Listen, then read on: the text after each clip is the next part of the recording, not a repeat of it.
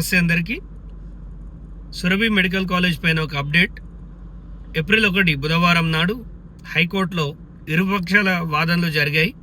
అయితే సురభి కాలేజ్ ఏం చెప్తుందంటే, వాళ్ళ తరఫున లాయర్ అండర్టేకింగ్ ఇస్తాము, ఇక మీద ఎలాంటి అక్రమ నిర్మాణాలు చేపట్టము, మాకు రెగ్యులరైజ్ అయిన తర్వాతనే మేము ఎలాంటి నిర్మాణమైనా చేస్తామని చెప్పాడు. సో సంతృప్తి చెందిన రాష్ట్ర ప్రభుత్వం తరఫున లాయర్ గిట్లా సరే మాకు కూడా సమ్మతమే అన్నారు. మరి అక్రమ నిర్మాణాలు చేసినామని వాళ్ళు అండర్టేకింగ్ ఇవ్వడం ద్వారా అర్థమవుతుంది. రెండో విషయం ఏంటంటే, గవర్నమెంట్ సంతృప్తి చెందడం ఏందో ఎవరికి అర్థం కావట్లేదు.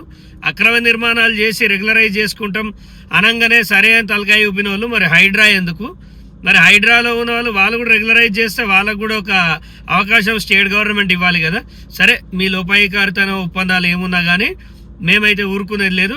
దీనివల్ల ఈ జడ్జిమెంట్ ద్వారా మేము హ్యాపీగా లేము. సో మేము అప్పీల్కి వెళ్తున్నాము.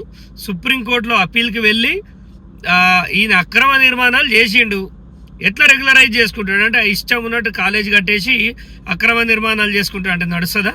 దీనిపైన సుప్రీంకోర్టు వెళ్తున్నాం. మేము కూడా మా అడ్వకేట్స్తో మాట్లాడుతున్నాం.